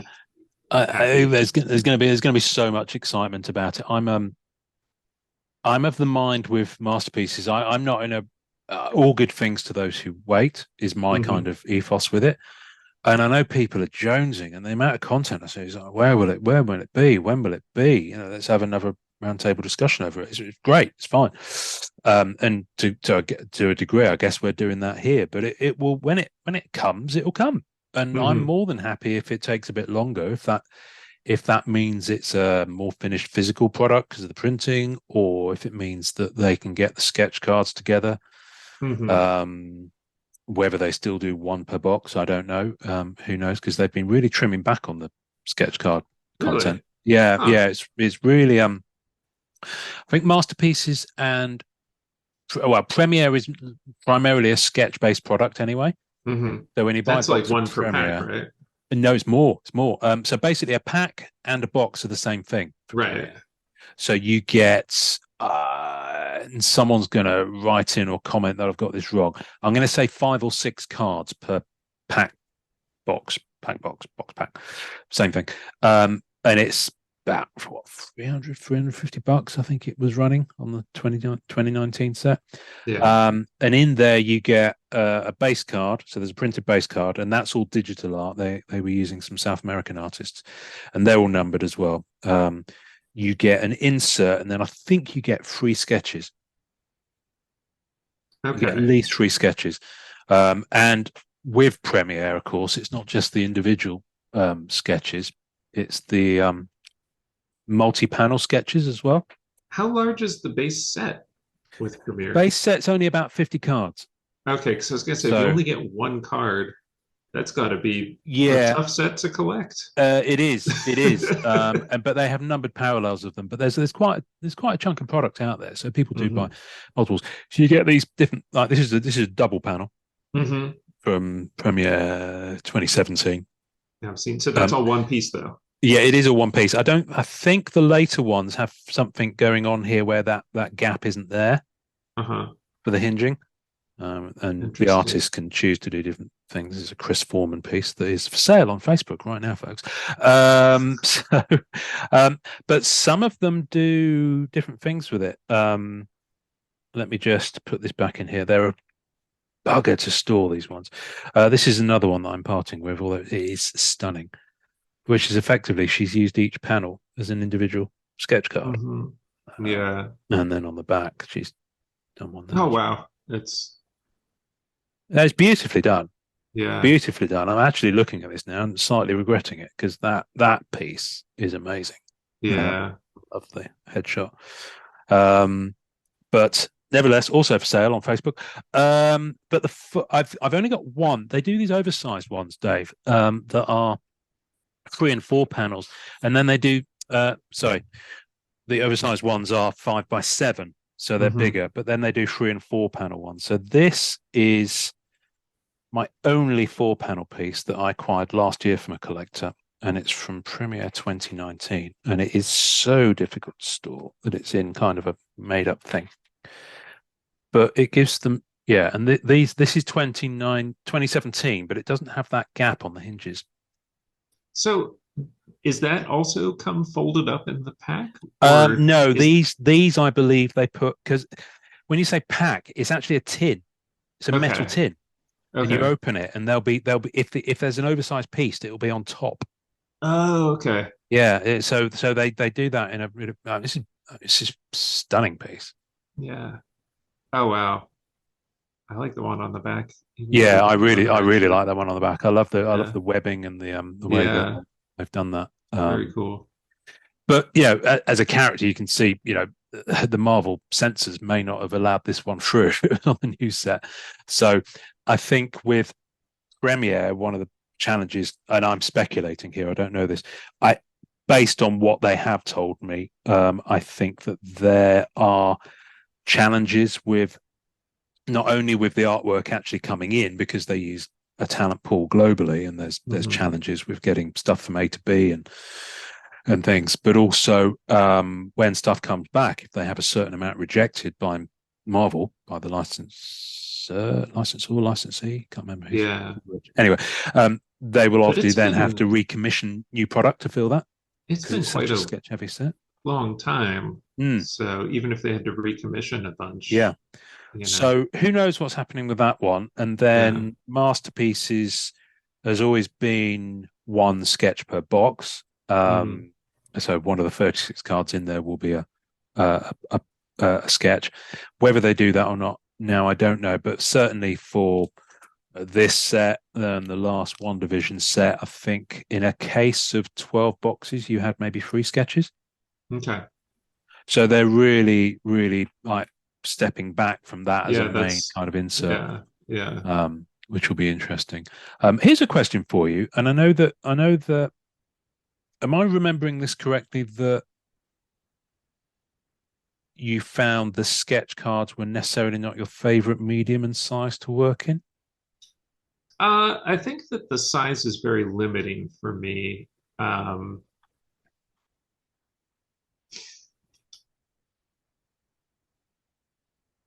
my approach to doing them was that I wanted to work in a medium that I feel comfortable in, and I've Mm, always, ever since I started painting, I realized like, oh, this is much more agreeable to me than I mean, of course, I was really into drawing up until I started painting, and then I started painting, and I was like, oh, this is even better, And so I don't draw so much just for its own sake. Like most of the drawing I do is in service of working out compositions and yeah. and preparing to do full-size painting. Um, and so when I'm doing the sketch cards, I'm doing a lot of the same kind of prep work for a piece like that big, as I would for a, a full commission painting. And I think, honestly, like, I think the biggest obstacle for me with the sketch cards, though, is because there is this whole like collecting subculture around it, and it feels different from most of the other originals Mm. that I sell, and the way that it ties in, like being on official stock for one of the sets and everything. Um, I think that I just have a certain hesitancy about uh, making uninformed decisions. We've already talked about like people putting things up for what feels like a fair price, and then somebody else who knows is like, well, that's actually uh, way under market, and so that really kind of encourages that Mm. Mm.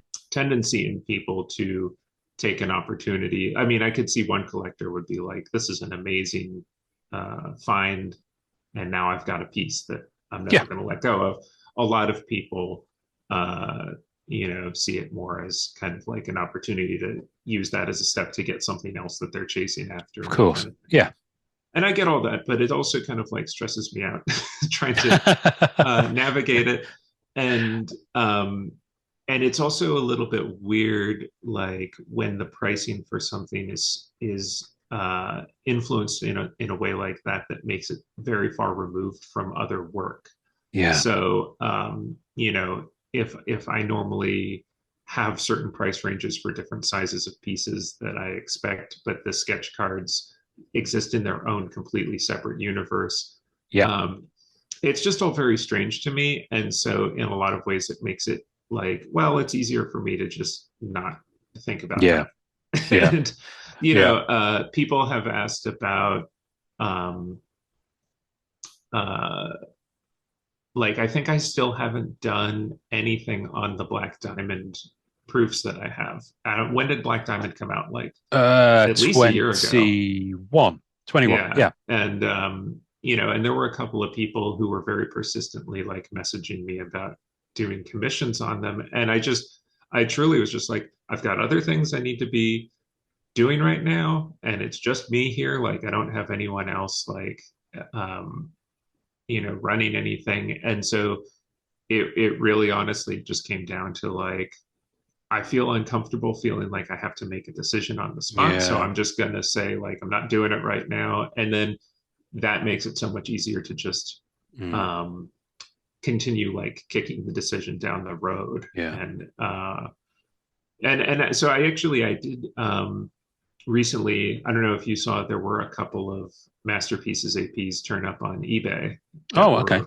were ones that I had put up, because I was just like, this is stressing me the fuck out trying to think of like what's the fair way to do this. Like, I have not kept track of people who have asked to commission pieces, so I don't have like an organized like, this is Mm. the order of inquiries as they were received or anything. So I was like, well, I'm just gonna like, whenever I've got time to do one, uh put one out this way for right now until I think of something better. Yeah. So Yeah. Fair uh enough. It can be very stressful just pricing them up from a collector's point of view, let yeah. alone from it's weird that kind of contrast. We mentioned Freddie, and yes, he's got his Hmm. second volume, I guess, of Unbound, which is Hmm. their weekly set, Yeah, their yeah. weekly Hmm. living set, I guess. Is in full swing. I think we're 13 weeks into it now, and some of the pieces are just phenomenal coming down the pipe. And Fred and Ian, because they are, now we know they're two people. For the longest time, we didn't know this. They're just a joy. Wait, you're making a joke, right? No, they are two. You know they're two. Hang on. I don't know that. No, they're two people, Fred and Ian. If you look at the signature, they're signed in different ways. Fred, and then Really? there's a yeah, they're in different text. Sometimes I feel Fred like you're Roy is very one of good yeah, at no, a no, deadpan joke, and I'm no, no, like, no, no, no. It's true. It blew my mind. It was about a year and change ago that I found out. And but there are two of them, and they work together. And I'm not sure who does what, but okay, Fred Roy is the guy that I think we see. I don't think I've ever seen an image of Ian. I don't know what he looks like, and okay. I'm not sure who does what aspect of but they do it together basically. That Hmm. the team. Unless it turns out it's been the world's biggest practical joke by the artist, in which case, haha. But or as they say in France. But that was terrible. That was terrible. Anyway, one of the things I find fascinating is that for the first year of Unbound, there was this drove people nuts to the point at which there are some quarters that say it broke the hobby a little bit, and it did. It really upset a lot of people.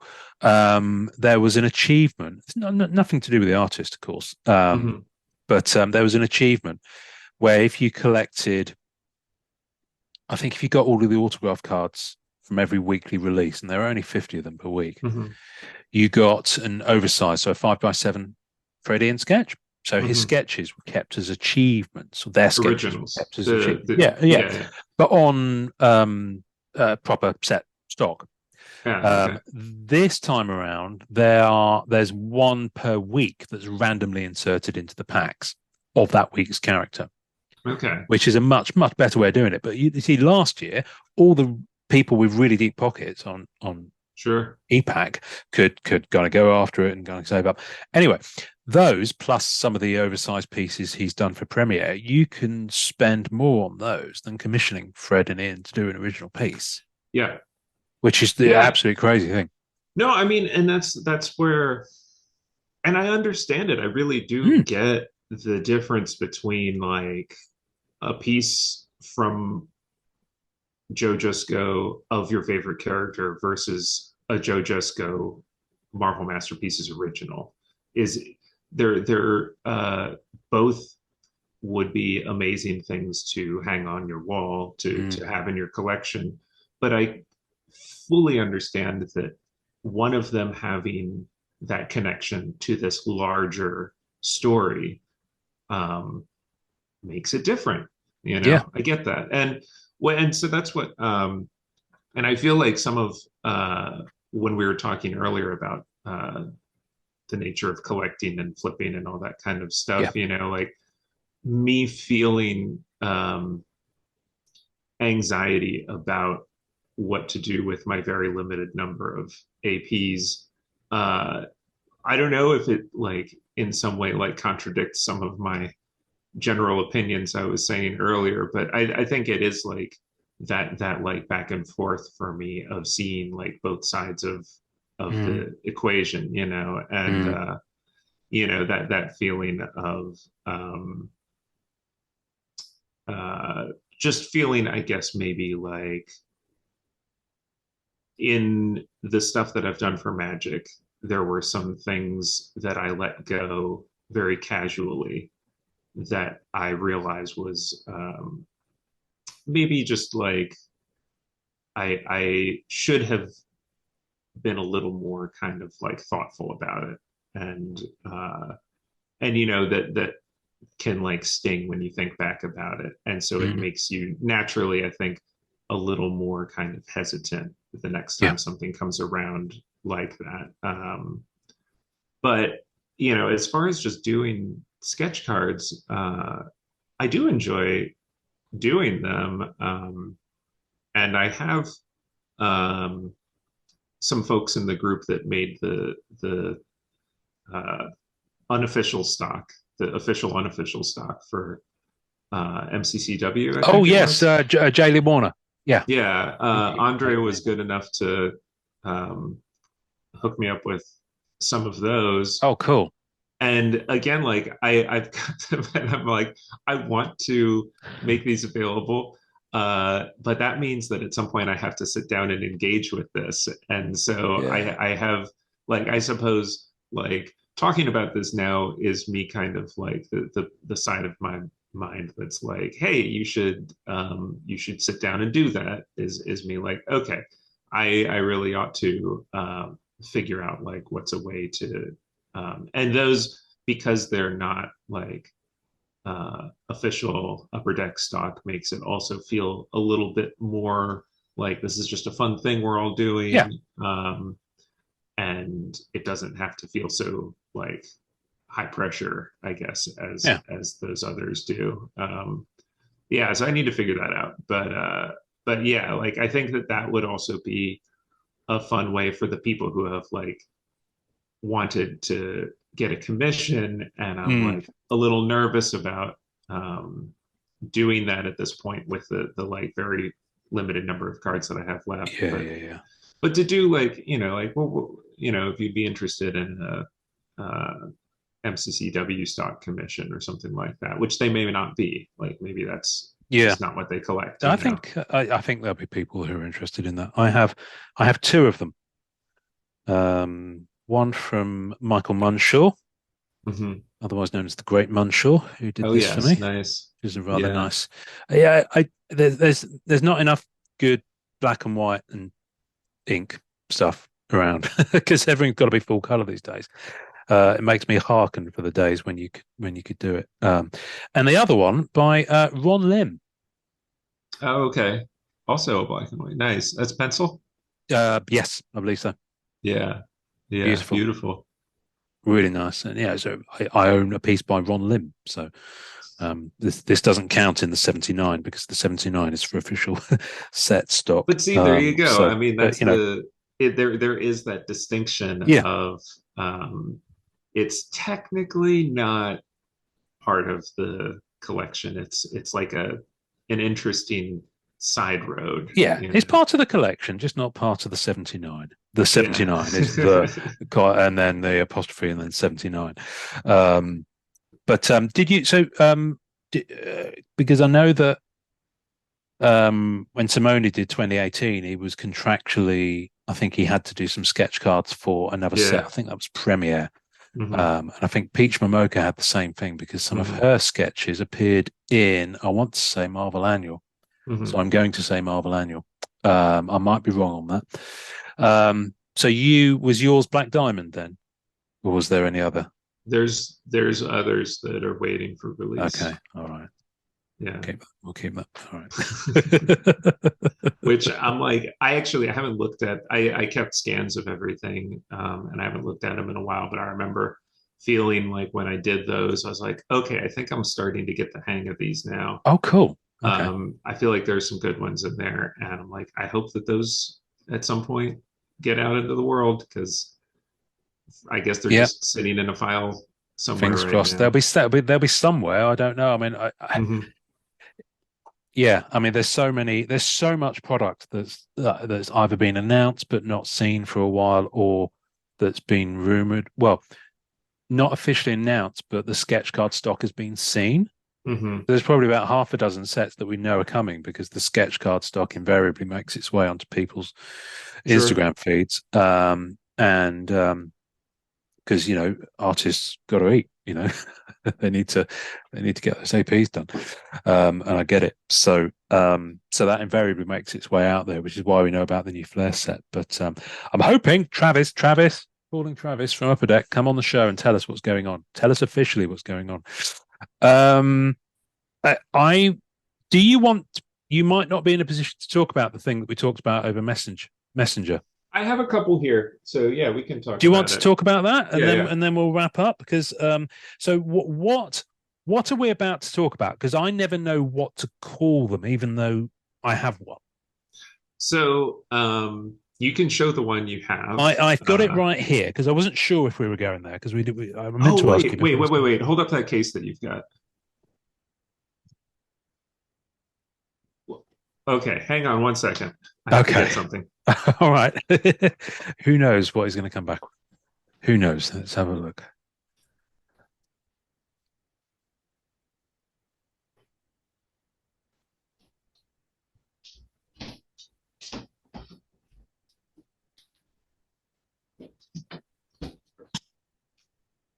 The reason is because the place that I've been keeping mine is in this case. Is it Leets or Lights? Is that how you pronounce it? No, this No. is probably a much lower quality. This was like a CD storage case that I Yeah, had from no, way back. that's what this is. It was made by them, but because I know they normally do like photography and slides and Okay. negative stuff, but it comes with rings and it holds Yeah, CD wallets. Sorry, let yeah. me. This Yeah, is this is yeah. just really funny to me that we're Um, using so yeah, identical. so on the top, I have the very kind letter you wrote me with the piece. So let me just put that over there, and I can get this down. But yeah, no, I've got my sketches were in one, and then these are all the printed cards. But I'm so many printed cards nowadays. I'm going to be spreading those over two of those. In fact, I actually acquired another one. This is my fifth, but weirdly, it's different and it's bigger than the others, but it's the same kind of vibe. Yeah. And this is very sturdy. Um, but anyway, so what have we here? Let me just get it out of its very careful protective. I can't. So this is like going to be great dead air for people. Um, because Especially the audio only. in yeah, the audio only people. It reminds me of the on BBC TV. There's an old joke because as television was black and white for the longest time, and so for when they were showing the snooker, one of the commentators is renowned to have said, and I'm not sure if this is an urban legend, goes, for those watching in black and white, the green is the dark grey to the left of the light grey. Right, so I'm going to put a piece of paper behind this just so people can see it. So, what am I holding up here, Dave? How would you describe this? Beautiful. So I would describe this as like what I call them is transfers. Hmm. But it's a piece of the preliminary art process. So everybody, I think, is probably familiar with the preliminaries, which are the red and black and white Yep. 5x7 paintings. Um, in the process of creating those preliminaries, I start with sketchbook page thumbnails where I'm Hmm. just kind of like working out uh, the rough idea, and then I start kind of gathering, photographing reference, gathering reference, putting things together, tightening things up, and that becomes that's what I've got some here too Yeah, gets I'm just turned going to hold them up into. side by side so that folks can see. And so That's that's why you're holding one of them upside down. sorry, I just realised that because it's written on the back. I was too busy trying to make sure it was in frame that I So was. yeah, and you can see that the one is backwards. The Mm, line art is backwards, and that's because once I have everything basically figured out and I'm ready to do this preliminary painting, I do this line art on tracing paper in reverse, so that gotcha. when it's flipped, you just take a very hard pencil on the back of it and rub, and it'll imprint.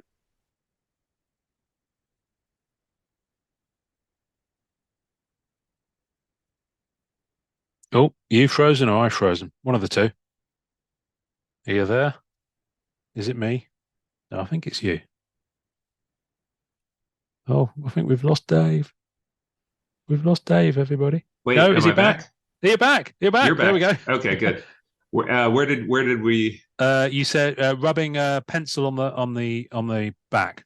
Yes. So you rub the pencil on the back, and it will transfer the drawing. It'll imprint that graphite line art onto the prepared painting surface, Mm, which is what you're holding in your other hand there. And so then I'll seal that with acrylic and paint on top of it. So the transfer is really kind of like the first stage of creating that final composition. mm, And then mm. when I send those prelims into Upper Deck, that's what they generally were signing off on Gotcha. to go ahead to final. And most of them are extremely close to the Mm. finished piece. There's a couple I can think of where there's something different that didn't require a new sketch, like the Black Widow. Was it Canvas Black Widow, where she's like leaning up against a window, Mm. and Yes. in the transfer, and I suppose also in the painted sketch, she's holding a pistol, and they were like, we'd like to have her just like using her wrist, um, whatever that thing is on her wrist that's got like all the Yeah. explosives and stuff. Yeah. Yeah. Yeah. So it was like the pistol was removed for the final painting, but yeah. So anyway, it's like a just kind of a part of the process that I Mm. use for um, cleaning everything up, breaking it down into really kind of like the structural blueprint for what the full tonal piece is going to Mm. come out of. Um, so yeah, normally I don't hold on to every scrap of paper that I use when I'm working, but with the Marvel set, I really wanted to kind of like keep as much as I could, Hmm. and so I did hold on to these, and then I just kind of like didn't know what to do with them. Just kind of so, and I sent that I think as a Christmas gift. Thank you. It was beautiful. Yes, thank you. It was Christmas 21. Yeah, Thank you. and most of the rest of these, I think there's one or two others that I gifted to people, but most of the rest of these I just kept in my identical box to yours there. That's bonkers. And yeah, and then just recently I think I was just in the car, where your thoughts all kind of like click into place sometimes, just like driving, listening to music, and crossed my mind that I'm like, those are just sitting in that box. I should figure out, because we talked about this. I think that it might have been, maybe it was just Norin that I talked to about it. I can't remember if we talked about this, I but think I think we kind of did it post recording. We had a quick okay. chat about it. And I was like, Definitely. yeah, I've got these. I'd like to, the reason I kept them is because I think people would want them, and I'd like Mm. to put them out there for people. But I don't know how to do that without it becoming like an overwhelming organizational task Sure. to keep track of 130 odd um, individual pieces going to specific people, specific characters, and all that kind of thing. Mm. And just dealing with all of the packing and shipping and all that kind of stuff too. It was just something where I was like, I don't know if I have time for this right now, but I'm going to come back to it. So I was just driving, and it occurred to me like such a obvious thing that why not do it like a blind box, which I think would be really fun, um, and just figure out like if I'm not solving the problem individually each time, but just looking at like I've got this number of these things, Yeah. what do I need to do? Uh, so I started sourcing the different components that I needed to do this, and so I got these a bunch of these the rigid sleeves that are Oh yes. large enough Yes. to fit, Please. Yeah. and then I wanted to have some kind of a document to go with each one. And so I had a bunch of these kind of like little certificates Oh, made beautiful. Yeah. that basically explain what I have already explained here, like basically like what this is, a very brief description of how it is kind of like a integral step to the process Mm. of Mm. developing each piece, and then which which character it's for, and a signature, and then Yeah, so I haven't finished yet, but I've been just kind of like going through and sleeving all of these, and Beautiful. People just will be pausing at this point on the video, I can guarantee it. yeah. So and they're all basically like they're all the same piece that you're used Gorgeous. to seeing, except Mm, backwards. of course.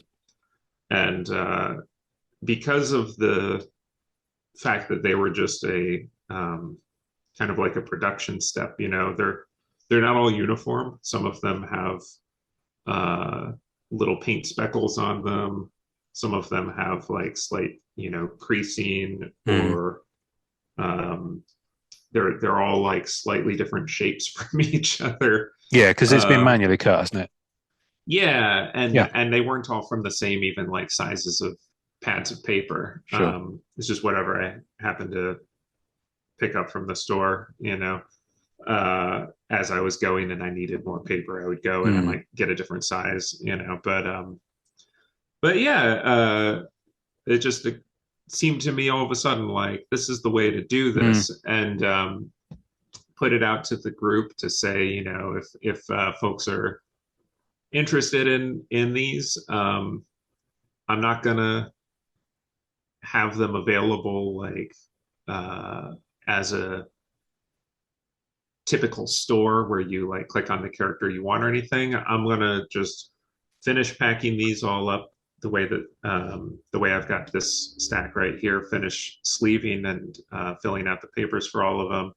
Box them all up, and then when they go out, it'll be completely randomized.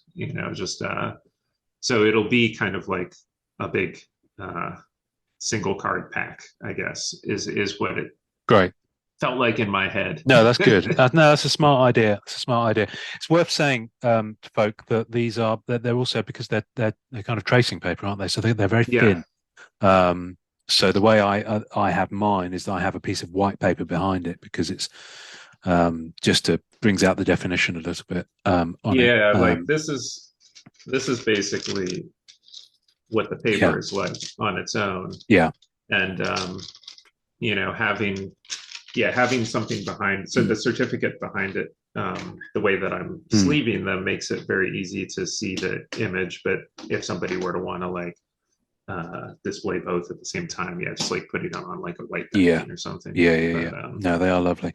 Um, And would it be worth, I'm just going to give you the opportunity to say this now. I don't know if this is true or not, but would I be correct in assuming that you don't want people to start messaging you for specific characters? oh, I mean, I would rather people don't, because it would just be non-productive for everyone. Like I'm very set on I'm not pulling anything. I'm not holding anything back. If it's been gifted to someone already, then that piece is already out of the mix. But otherwise, it's just Mm, all the pieces I have. I'm not going to include ones that were unused. So like there of were course. like Icarus and Shang-Chi. There are a Mm, couple like that. I just and purely for the reason that I feel like since it is a blind box, if somebody were to get a character that wasn't part of the official set, they might be less than happy with that. that's absolutely fair. Yeah, that's fair Um, enough. Yeah, yeah.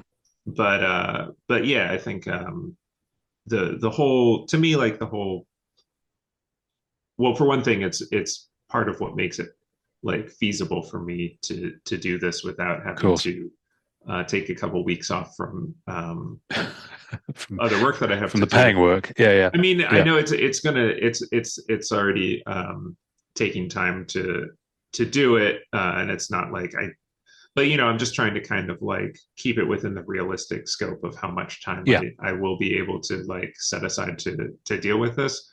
yeah. Um, and also just I think the blind box concept I feel like um, suits the community that you've built. Mm, I know that there is a lot of active actual trading going on between people, and I hope that that'll be because I know, like, I will say, like, when I have been going through and sleeving these, and I come across a piece that it's like, oh, I actually know the person who is like a real serious collector for this character, and it does like in some ways feel to me like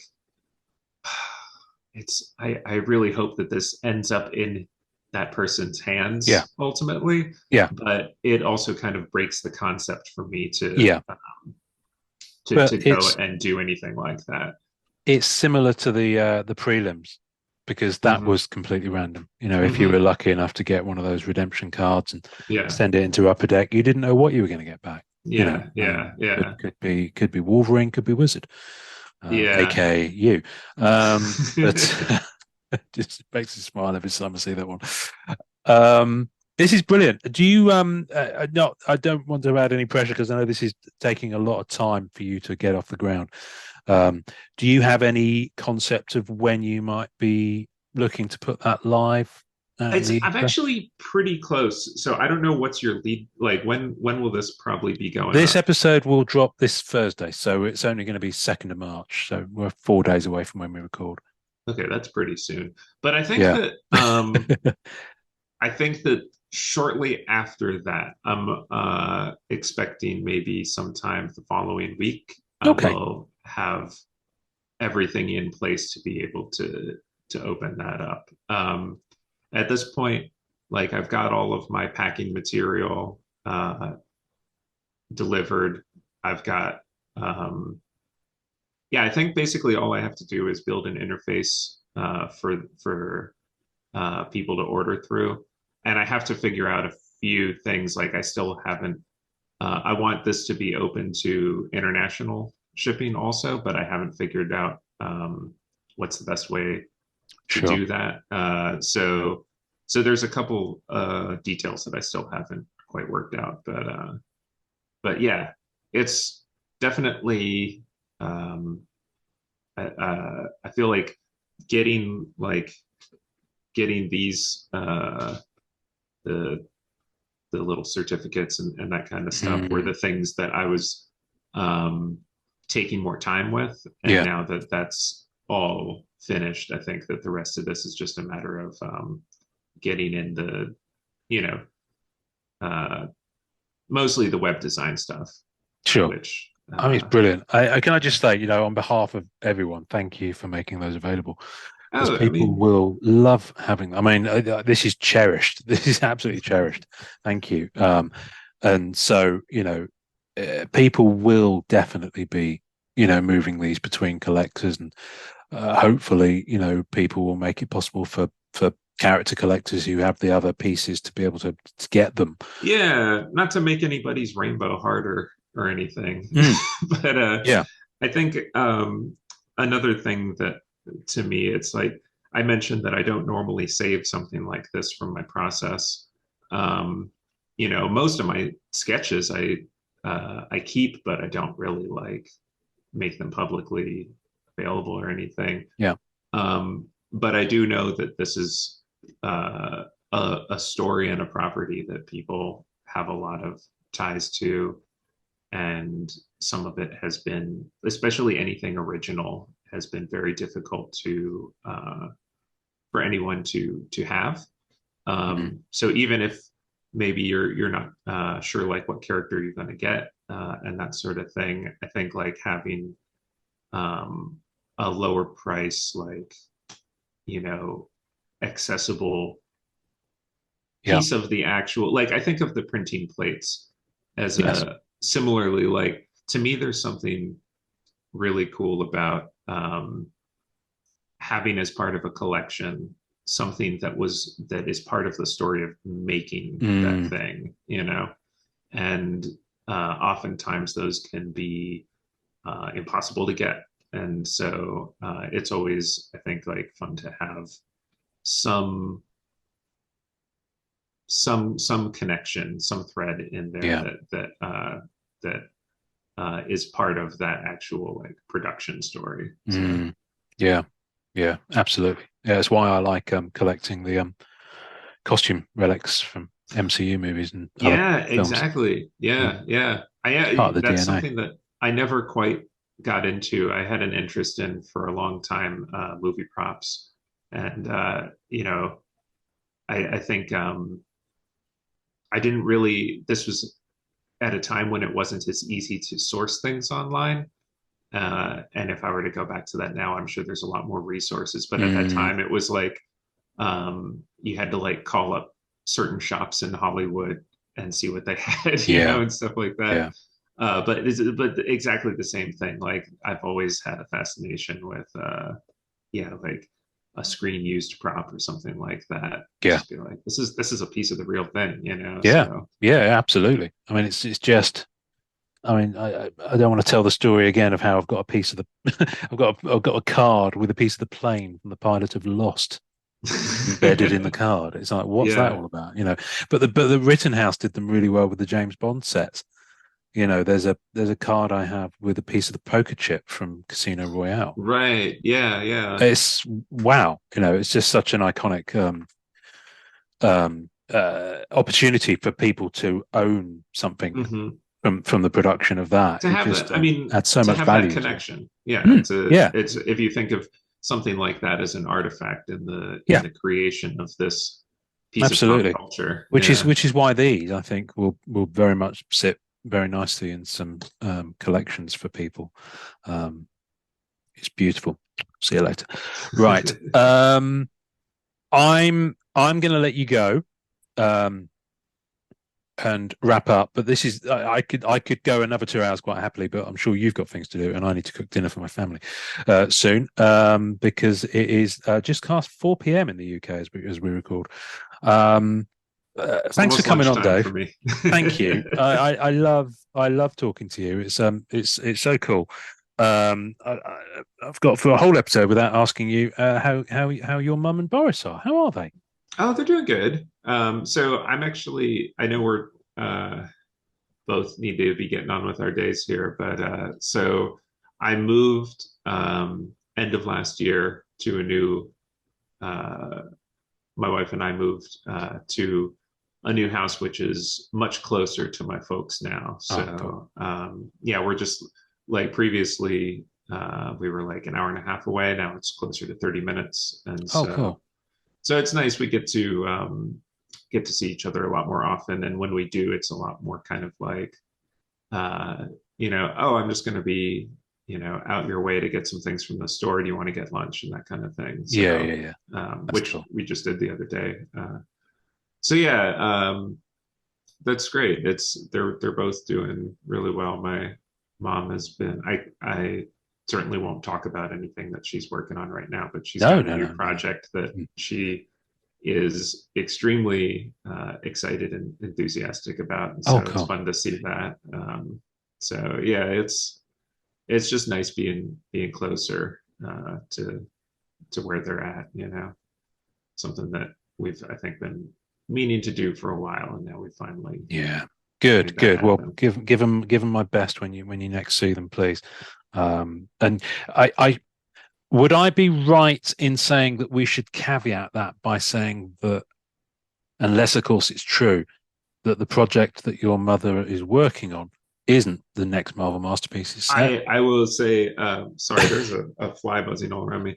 I will say without hesitation that my mom has not been involved in anything No, no, no. Marvel for quite some I time. know what will Yeah. happen is people will go, oh, an hour ago, he was saying that he knows who the artist It would in brackets be S is. it would be a But yeah, logical yeah, conclusion to yes, draw. it would be. I know what these scamps are like, and someone Yeah, will no, someone will someone will no, no, put no. What she's been prioritizing personal projects, no. and That's cool. so she's working on something that is as of right now just her own thing. And I think Cool. those are the things that people tend to get the most excited about. When Yeah, yeah, yeah. you've had something that you've been wanting to do for a long time, and then it's finally starts to take shape. Good. So All yeah. right. Well, I can't wait to see it when it's ready to be released into the world. And Dave, thank you. I can't wait to see how the transfers feed out into the world. I'm sure that's going to be fascinating to Yeah, watch. I'm gonna try to have we'll talk offline Yeah, of because I do course. want to coordinate with you to make a announcement of some kind in Yeah, the probably we'll in work it the out. MCCW Yeah, group. I think so. Yeah, So more eyes on there, definitely. But yeah, well, we'll work that out, and yeah, have a great day. Thank you very much for today, and yeah, thanks for having me on. I I when I heard that you were hosting solo, and I think like first thing I said was, let me know if you ever need a guest yeah, and I was host. like, So okay, yeah, brilliant. Let's do it. Let's do it. I just, you know what I like? I like. Listen, it's just a different energy. It's not better. It's not worse. It's just, I had such. I tell you where it clicks. I had a conversation that's the episode just gone with Greg from the Rebel Base Card podcast, and it literally was. I forgot we were recording. We were just having a conversation, yeah, and those that's are the the best. best. That's the best Yeah, episode, you know. yeah. I mean, I instantly put it up on YouTube, and I think because of the guest and because it had Star Wars stuff in the thing, I got a downvote on the likes. It's like, come on, have a listen to it at first, at least, you know, before you even That's not where I thought that was going to go, judge but it. Yeah, okay. social media, you know, they Yeah. judge you before they've consumed the content. But anyway, Hmm. we let's do this again, definitely. For sure. And I'm hoping. Um, to be able to make it to your part of the States in the next few years. So I'm definitely going to be looking forward to taking you out for that lunch. And lastly, before we go, did you realize that there's a retired bodybuilder with your name? Yeah. I haven't in a while. I used to get email. I think Okay. our email addresses are also very similar. Oh, wow. Okay. I'm Dave at DV Palumbo, and he's Dave at Dave Palumbo. Yeah. And yeah, and so every once in a while, I would get somebody write to me asking, they're like, I'm really having a hard time, uh, with this or that, like some very like personal medical details sometimes of how Oh, it okay. relates to their like workout routines, and I'm always You, awkwardly like, sorry, the thing is, wrong you email could have probably address. asked your mum or Boris because they might probably know a bit about that. But yeah, Yeah, I mean, you don't want to be uh, bothering with that. yeah, I think these guys are like on another level also, They like are. the training. But yeah, we've never met, but we have. I think we're Facebook friends, I and saw the photo. I saw the photo, and it was like I didn't expect to see that because it was an incredibly veiny man, like grimacing. It's the top result on Google, and I was like, okay, yeah, I need to add the word artist to this Google search, and sure enough, there you were. So, yeah. well, We occasionally get wires crossed, I think. yeah, So yeah. Well, much who like knows? Dave Maybe he gets DeVries. painting questions Well, sometimes. Dave DeVries, and there's someone in Australia called Dave DeVries as well. He has the Okay, same. He has the yeah, same. So, yeah. but anyway, um, all right, Dave. I'm not going to put you on the spot, so I won't ask you to remember what we say at the end of the episode, I'm gonna try. unless you really want to. I haven't. I've been lapsed in my podcast listening lately, I but didn't I think I prepare want you. to encourage everybody to enjoy collecting. You very much do. Thank you, Dave. Let me